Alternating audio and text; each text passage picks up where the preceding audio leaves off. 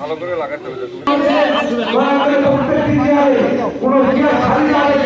আজকের যে জনসভা বা পথসভা এবং সদস্য সংগ্রহ কার্যক্রম, বৃক্ষরোপণ সহ কেন্দ্রের সমস্ত কার্যক্রমগুলো আমরা আজকে এখান থেকে শুরু করেছি। আজকে এখানে এসেছিলাম শুধুমাত্র শহীদ প্রেসিডেন্ট জিয়াউর রহমানের কথা বলতে, দলের কথা বলতে, খালেদা জিয়ার কথা বলতে, তারেক রহমানের কথা বলতে।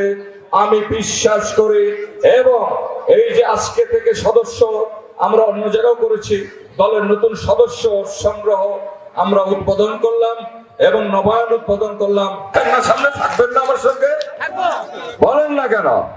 হাত তুলে বলে নতুন বাংলাদেশ বিনির্মাণে আমার এই বোনরাও, আমার মা বোনরা আমার সঙ্গে আছে। আমাদের জন্ম হয়েছে এই মেহনতি গরিব মানুষগুলোর পাশে দাঁড়ানোর জন্য। আমি মনে করি আল্লাহ সুবহানাহু ওয়া তাআলা প্রত্যেককে সৃষ্টি করেছেন, তার পিছনে নিশ্চয়ই একটি কারণ আছে।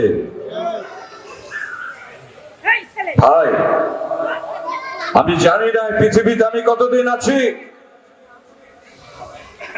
কিন্তু যতদিন আছি সততাতেই বেঁচে থাকবো।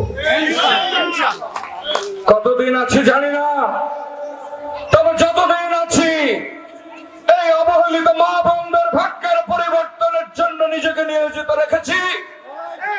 সারা জীবন রাখবো যে বাংলাদেশ কোন দিকে যাবে। এই বাংলাদেশে উচ্চকক্ষ পার্লামেন্ট হবে, এক কক্ষ না দ্বিকক্ষ বিশিষ্ট পার্লামেন্ট হবে, যেখানে যাই কিছু হোক না কেন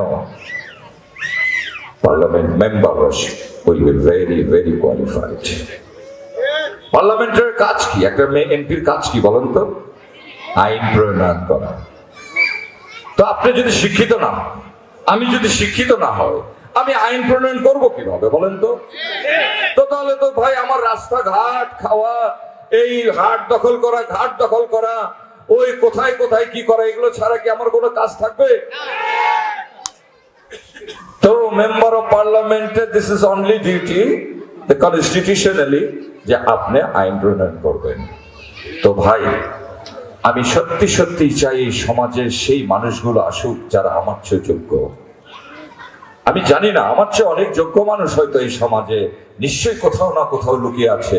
আসেন সকলে আমরা একটা ভালো মানুষ খুঁজে নিয়ে আসি, এই ভালো মানুষকে দিয়ে আমরা এই গোত্র, এই পত্নীতলা ধামরহাট